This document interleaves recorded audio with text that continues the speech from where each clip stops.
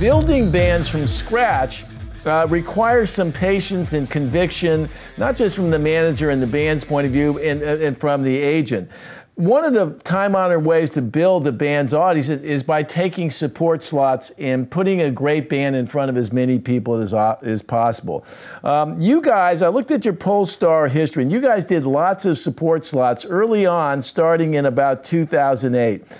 Talk about how you engineered those support slots, and tell me what impact you think it had when the band ultimately broke big. When we first started, you're precisely right. And part of our plan was to get as many supports early on as possible, and it was to find bands that we thought had audiences that were really just open-minded about new music. In some of those early tours, I think specifically about Manchester Orchestra, and that tour was about 45 dates.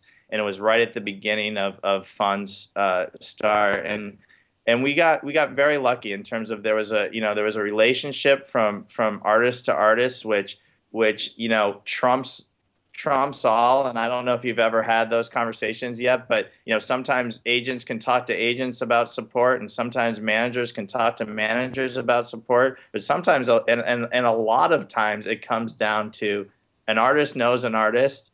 And an artist that's in a headline position really thinks that the music that other artist is doing is cool, and they take them out as support, and so that we got lucky in those respects, and that's how Manchester came out. But what we always had a plan from the beginning was it was really two phases. So we never did a support slot without trying to do a headline tour after it. And so what we always did was we looked at where we had just gone, how the shows had gone, and we always came back. And if that meant going back into, let's pick, Chicago, we might have played the 600-seater, opening up for somebody. And then we said, okay, let's try to come back, 8 to 10 weeks later and put up the 200-seater and see how we do. Because what we're always trying to do is establish the real fan base. And so as we did that, we could see each time we came back to a market where two things would happen. We were able to then say to prospective support slots, we can actually add value to your tour. We actually mean more and more tickets.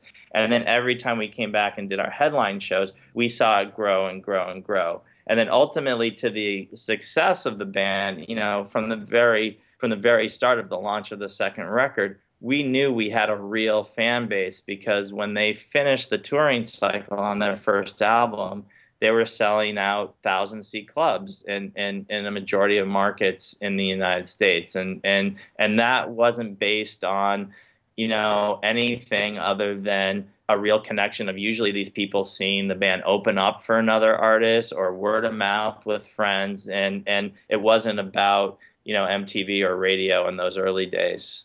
Let me ask you this. It's one thing to be friend of band. That's what I call that artist-to-artist connection. That's our little moniker here, FOB.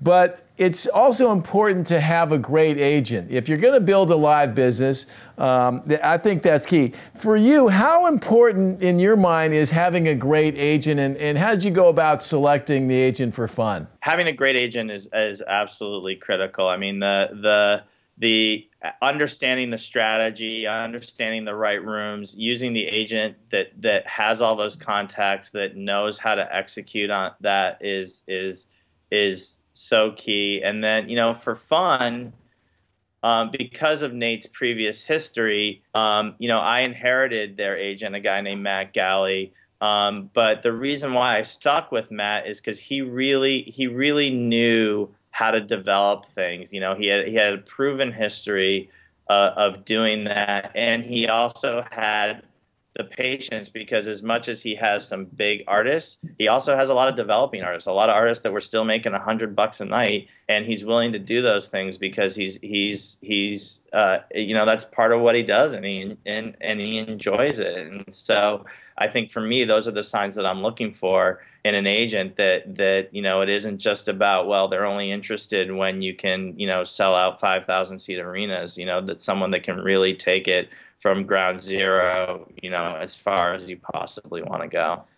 Awesome. Let me ask you this. As I was going through your touring history, I was very impressed by the fact that once you'd established the band, you know, through their initial touring as a support band, and even after the wild success that you've had on this record with the 6 Grammy nominations, the #1 singles and so forth, that by my reckoning, you guys have played it very cozy as a headliner. What I mean by that is you're playing venues where I see nothing but 100% on the Polestar scorecard. If I contrast that versus another band on Fueled by Ramen, not to pick on them, but Panic at the Disco had a similar moment where things were going well. And they went from playing small clubs to trying to play arenas and did fairly well, but skipped this whole development process in between. Tell me why you guys have chosen the more conservative building block approach, and how do you think that plays in the long term? Well, you picked up on the key word, and the key word that we always use is skip. Are we skipping a step? And I think there's a lot of things, you know, in the long term, you know, the band ultimately wants to play as big as they can. You know, they don't necessarily shy away from saying, like, it would be great to play arenas, you know, one day.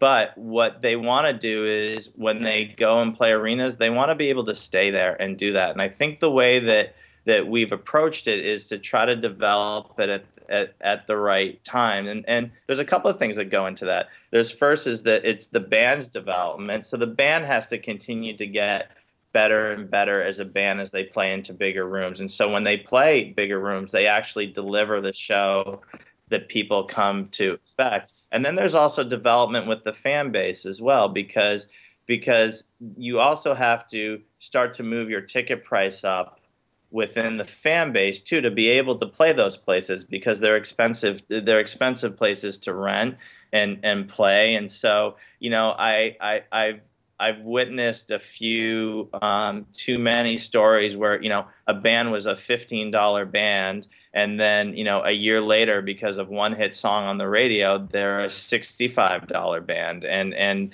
I think a lot of fans where they might get that initial, like, yes, we should do that, I also think that there's some blowback in that. And I think, you know, very, very consciously we decided that, like, we're gonna not skip steps. That, you know what, if we played the 1,000-seater last time and the next right move is the 2,500-seater, we should go play that room, you know. And that's what we've been doing, and we've really stuck to it. And, you know, I think people will see, you know, us continue on that path as they move into some more touring this coming summer.